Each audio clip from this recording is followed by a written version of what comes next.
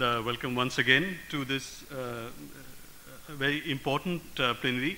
Important because the themes it wants to address, which is understanding and responding to the gendered roots of violence. And one of the significant things that you would have noticed over the last few days is the idea that violence is not simply a biological or physical act, but it is located within specific contexts of specific social and cultural contexts. And that's really important to understand if you want to get a sense, if you want to intervene in violence. Because if it's merely a biological natural act, you would say, well, this is what men do, or this is what this person does. But if there are specific social and cultural contexts to violence, then there are possibilities of changing that particular context. And that's what we want to address here. We've got a fine lineup of speakers here who will address this particular issue, how to understand the broader context within which what we understand to be violence, both against women and against men and of people of different genders, other genders, happens, and how to intervene in it, and what are some of the successful interventions that might have happened. So let me, without any further ado, invite our first speaker, Kopano Ratele. Kopano is the co-director at the Medical Research Council and professor at University of South Africa, and also the Medical Research Council. He chairs Sonke, and they also run a surveillance program on violence. So, Kopano, please go ahead. Thank you.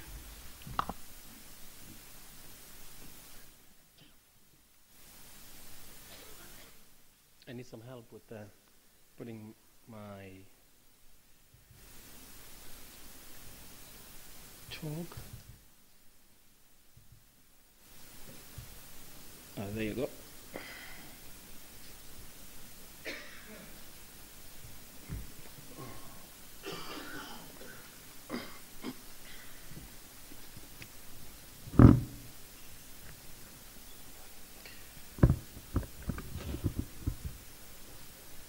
Good morning, ladies and gentlemen.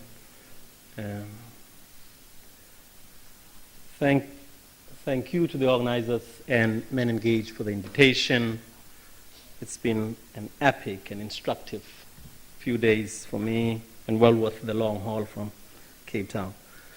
So let me get started. In the last few years, the problem of violence in various forms seems to be attracting an ever-increasing and often, it is important, and often spectacular media coverage, if not political attention, where I come from, South Africa, but also in India, as you know, December 2012, Mexico, the US in the last few months, and other parts of the world.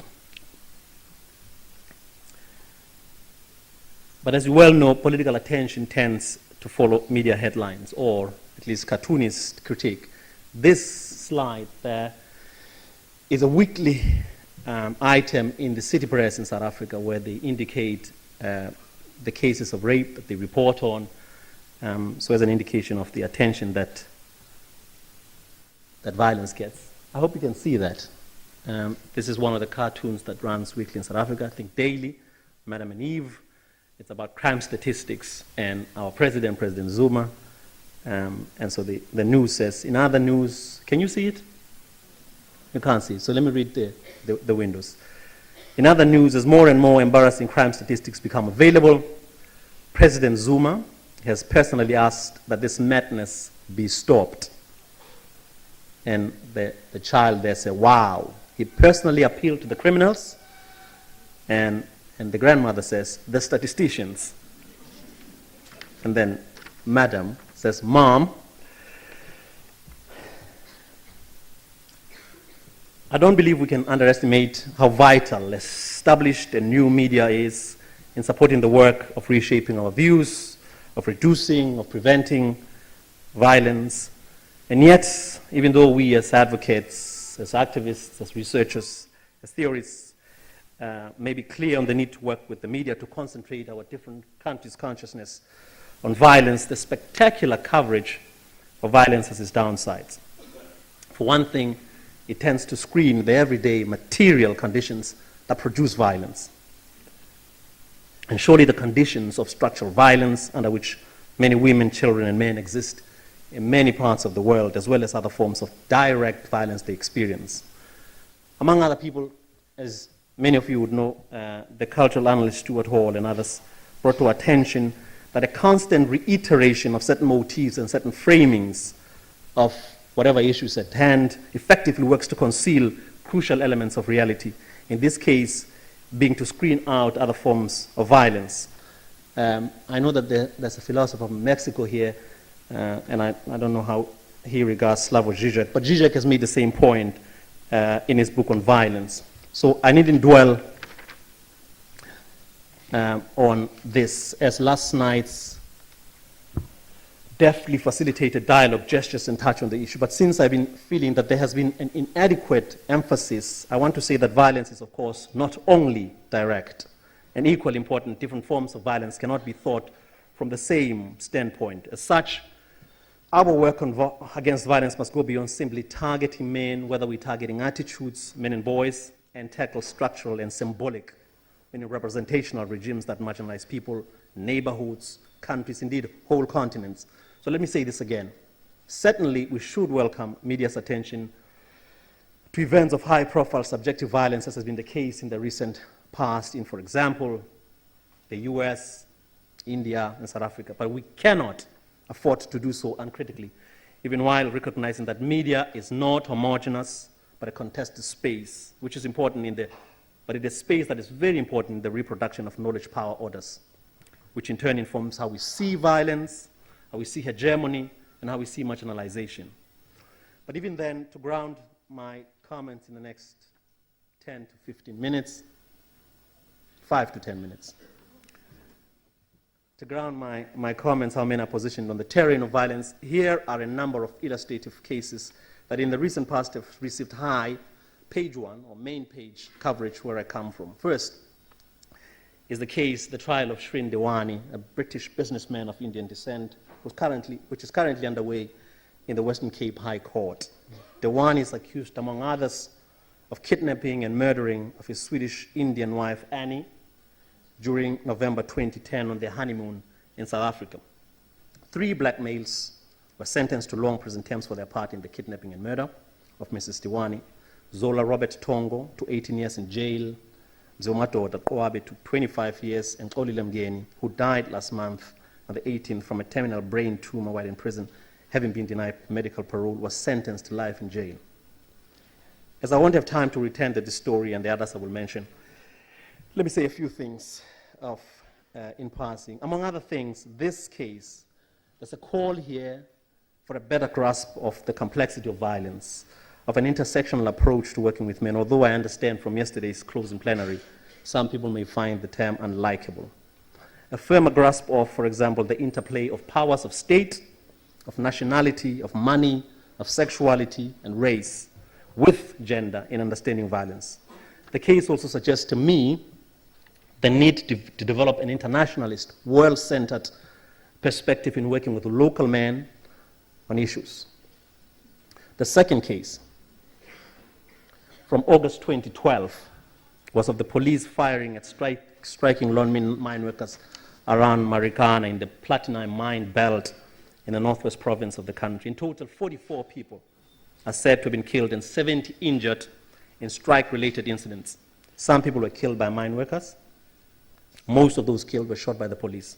The president of South Africa appointed a commission of inquiry to investigate. The justifiability of lethal force by the police is one of the crucial questions here, in other cases, of course.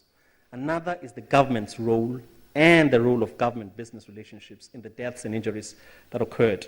Also, one wonders why protest and strike actions for higher wages or better services in South Africa has tended to result in violence. So the question here is this primarily or only about masculinities? Is masculinities an adequate explanation of what happened in Marikana? How can we better analyze the lives of men and masculinities in play here and engage? These seem to be some of the problems and questions that are of interest to consider in engaging men and understanding and preventing violence. That is to say, among other things, it appears as if we cannot only focus on men, but the police, business, and the state itself as central actors and structures that reproduce violence. Next, a case that would generate the highest mass and social media interest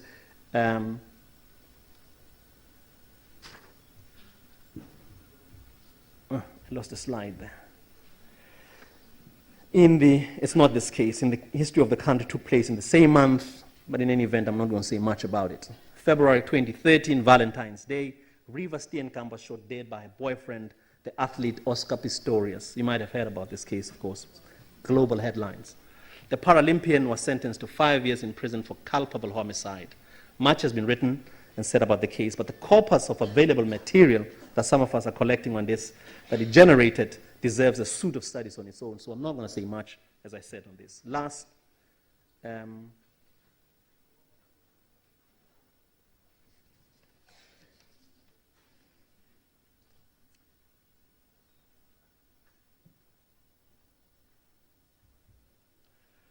going to skip that.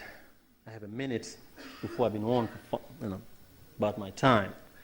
Last, Senzo Robert Maye, a well-known South African footballer who played as goalkeeper for a leading team in the country, Orlando Pirates. 6 more minutes. Thank you. As well as the national team, was killed on 26 October. He was visiting his girlfriend, singer Kelly Khumalo, in her mother's house in Vosloorus. So the papers on this particular case have been writing a lot about infidelity and that sort of thing. In any event, police reported that while one man waited outside, 2 men entered the house, one of whom was armed. Following an altercation, the footballer was killed. A murder suspect, Zanoguhle Mbata, has been arrested and appeared in court, and police have staged a large-scale search for other suspects. And this is well advised to mention that the police in this case, which I'm trying to contrast with other cases, have staged this manhunt, as they call it. Now, the context, antecedents, and public attention received by each of these incidents obviously differ. What is common across them is men's proximate and active involvement. Men appear in all cases, often as perpetrators, but also as victims. All of the cases point to more or less the same problematic. Why are men implicated in violence in the way they are? This is not certainly, of course, to position men as the problem in trying to understand violence. I think we want to avoid that. Or maybe even men as the enemy on the field of violence. Because for one thing, it will be hard for us to proceed to the prevention of violence if that is the case. But it is to problematize men's gender practices, to ask questions about violence as a gendered phenomenon, to seek to find the ways in which violence goes into the gendering of men. Now, the incidents I have noted occur within a violence-saturated context, a context of gender, economic, racial, spatial, geopolitical inequality, a context of deep poverty and high unemployment. While I would like to keep the voice, to keep the violence of structures, of policies, of institutional cultures, of the condition in which people live, of representations, as I've been indicating, of the media, in the media in particular, and so on. For the rest of my 4 minutes or so, I want to dwell on more direct violence. So again, reproducing what I'm trying to say we should avoid. Now these are the police numbers from last year in South Africa, from 2013 to 2014 March. The total violence rate in South Africa is reported to be approximately twice the global average. The 2013 murder rate in the country has just gone up. It's estimated to be about 5 times the 2013 global rate of 6 per 100,000 murders. And studies indicate that the rate of homicide for females is approximately 6 times the global rate. About half of females are killed by their male intimate partners. According to the police, the number of people murdered between April 2013 and March 2014 is 17,000. I don't think you can see it as 17,068. So that is 32.2 per 100,000. I think I'm going to go right ahead because I want to make 3 points because I have 3 minutes. But what I want to say about this slide and the next slide is if you start to do a city-based or a district or a ward-based calculation of ratios here, the numbers go much higher than 32.2, or in the case of rape, they go much higher. So there's a concentrated disadvantage that goes into analyzing, if we want to analyze and understand violence in particular parts of the world, South Africa, and other countries. Now, the points I want to make are about power. men's power, incorporating power over children, of some men over other men, of men's social power over women, power that takes the aggressive forms and threats of violence, often as benevolent patriarchal practice, underpins, facilitates, and reproduces men's violence against children, against other men and women. However, it seems critical to remind ourselves that monistic views of men's violence is not merely partial. It may be that it is because of such partial views that we meet the resistance by some men and women, that we don't make as rapid progress as we might, because our explanations are viewed as marginalizing or re-marginalizing our other understandings of violence. Men's violence does not only arise out of patriarchy. Perhaps, if you wish, the instantiation of local marginal forms of global capitalist white patriarchy. The point is that patriarchy, defined as the rule of men and military power, economic injustice, different global and local racism, castes, homophobia, are co-constitutive of each other and, in turn, inform violence. After Foucault, of course, we also have to understand power in a different way, that power is not only coercive, it is also productive. It produces the self. And I say a lot about that other people have done this work for us, so we do not have to reinvent the wheel. From particularly black women's struggles, in particular under slavery, against black men, and in resisting white liberal feminist hegemony, these have been very useful. Starting with texts such as the Combahee River Collective, which provided a really sharp and helpful analysis on how to understand both power and violence. Now, there are three things I want to say in 30 seconds. Where does this leave us in trying to understand and prevent men's violence? Keeping the core constitution of multiple forces in mind, three possible positions are evident. One, men as perpetrators. Two, men as victims of violence, men as allies and collaborators in preventing violence. Now, a lot has been said about the first one, men as perpetrators. Feminist and feminist-inspired analysis of men's violence, of women and children, have increased our understanding of the perpetration of violence as a gender problem, not only as primarily sociological and ungendered sociological or psychological problem. So much of the last 3 days in listening, I've been hearing about this, and the posters, the presentations, which have been fantastic. The second, we're witnessing a steadily growing, I guess the whole conference is about that, a steadily growing engagement of men as allies, as partners, as comrades, as fellow travelers and collaborators in preventing violence, particularly men's violence against women and children. So this is a felicitous development. And I understand the political motivation behind this country is aimed at that. Now, the last part is this. However, there's a need to do more work in understanding male victimization. I think Gary Barker is trying to point this out in the first day. The positioning of men as victims is perhaps the hardest to sustain precisely because it is so counter-hegemonic. Yet for some time now, some feminists have pointed out that boys and men and their particular vulnerabilities have been ignored, obfuscated in the dominant view of men as perpetrators. If we are to improve men's lives through the reduction of violence, feminist teachers, feminist activists, feminist researchers need to think creatively how to develop, how to help boys and men understand the performances of masculinity as deeply compromising their own lives. Working with men and boys for gender justice, therefore, appears to call for the recognition and development of intervention around the ways in which men's gender practices and beliefs also renders them vulnerable to violence, and of violence as a condition that boys, men, as well as women and girls survive. Thank you very much.